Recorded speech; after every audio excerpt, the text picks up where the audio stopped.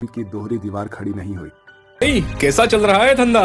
बोलो तो तुम्हें एक मस्त डील दूं क्या? हेनरी, तुम्हारे पास क्या डील हो सकती है भला? तब हेनरी अपने झोले में से एक सोने का छोटा सा पत्थर बाहर निकालकर जौहरी को थमा देता है। क्यों भाई, तुम्हारे घर के कुएं में सोना निकल रहा है क्या? ये तुम कहाँ से लाए? अरे तुम इधर उधर की फिजूल बातें मत करो और मुझे इसका कितना दाम दोगे ये जल्दी बताओ। उसके बिल्कुल विपरीत थी। वो बहुत ही शांत और पढ़ाकू लड़की थी। वो अपनी क्लास में हमेशा फर्स्ट आती थी।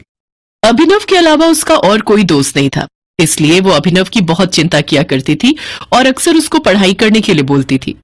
अभिनव, तुम अपनी पढ़ाई पर बिल्कुल भी ध्यान नहीं देते, कभी भी अपने प्रोजेक्ट पूरा नहीं करते, हमेशा मुझे ही तुम्हारे प्रोजेक्ट बनाने पड़ते हैं।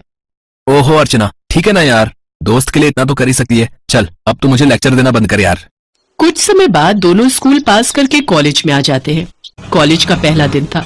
वो दोनों साथ में कॉलेज जा रहे होते हैं।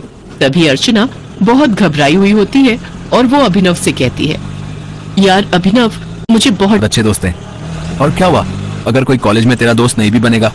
मैं तो तेरा दोस्त हमेशा रहूंगा ना, इस बात की तू टेंशन मत ले। हम दोनों हमेशा से दोस्त हैं और हमेशा रहेंगे। अर्चना अभिनव की बातें सुनकर दोस्त बना लेता है, लेकिन अर्चना ऐसा नहीं कर पाई। उसके शांत नेचर की वजह से कोई भी उससे ज्यादा बात नहीं करता और वो भी अपना सारा ध्यान अभिनव पर ही देती थी। ऐसे ही कई दिन बीत जाते हैं। फिर एक दिन कॉलेज में दिव्यांशी नाम की एक मॉडर्न लड़की आती है। वाह यार, क्या कमाल दिखती है। सारा कॉलेज दिव्यांशी को देखकर का व्यापार बहुत अच्छा चलता था क्योंकि वो बहुत ईमानदार था। अरे आने वाले हफ्ते में मेला शुरू है। शशांक, क्या करने का सोचा है तुमने? कुछ मुनाफा कमाना है या नहीं?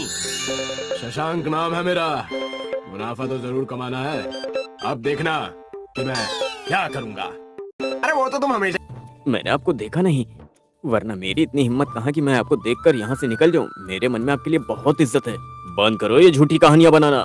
मुझे पता है कि तुमने मेरी आवाज सुनी और जानबूझकर मुझे अनदेखा करके यहाँ से तुम जा रहे थे।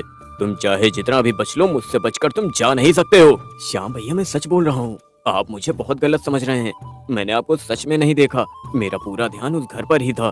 मैं भी बिल्कुल ऐसा ही घर बनाने की सोच रहा हूँ, लेकिन मैं इसके परिसर की दीवार की ऊंचाई को बार बार देखकर सिर्फ यही सोच रहा था, ये दीवार तो बहुत छोटी है। इतनी छोटी सी दीवार कूदकर चोर आसानी से घर में घुस सकता है। इसलिए मैं सोच रहा था कि अपने घर की जो दीवार है उसे मैं इससे ज्यादा ऊंची बनाऊंगा। बातें बनाना बंद करो धर्मेंद्र। मैं समझता हूँ कि तुम बातें बदलने की कोशिश कर रहे हो। ये बताओ, अपने व्यवसाय के लिए 10% ब्याज पर 50,000 रुपए लिए थे, ये याद है या मेरी तरह इसी बहाने से उन्हें गलत तरीके से छूने की कोशिश करता। अरे क्या भाभी जी, आप जो ये सूट लेकर आई हैं, ये तो थोड़ी पुरानी है ना, और आप कह रही हैं कि इसी नाप का सूट बना दो। ऐसे थोड़ी होता है। देखिए, इतने महीनों में आपकी कमर या आपका साइज कुछ तो बड़ा होगा। अगर मैं पुरानी नाप से ही ये वाली सूट बना दूंगा तो फिर फिटिंग सही नहीं होगी ना। अच्छा ठीक है, फिर ले लो नाप। महिला के इतना कहने पर ही राजू की आंखों में चमक आ जाती। अपने गले में पड़े इंच टेप से वो नाप लेने लगता है। हाँ भाभी जी, जरा सा सामने आइए। हाँ, ठीक है, जरा कमर की नाप ले लूं। उसके बाद तो वो लगभग आधे घंटे नाप लेने में ही लगा देता। और अगर कोई उससे कहता कि अरे राजू मास्टर जी, कितनी देर से नाप ले रहे हो, शाम तक नाप ही लोगे क्या? देखिए भाभी जी, मेरा नाम है राजू मास्टर। मैं अपने काम से कोई समझौता नहीं करता। हाँ, ठीक से नाप लूंगा तभी तो मस्त सूट बना पाऊंगा ना। अब उसकी इस बात पर कोई क्या ही उसे बोलता। अच्छे कर्म किए होंगे जो आपने मुझे दर्जी बनाया।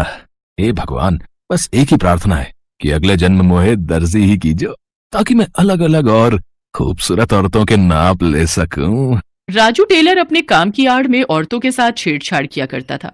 अब उसका प्रोफेशन ही ऐसा था कि लोगों को ज्यादा कुछ पता नहीं लगता।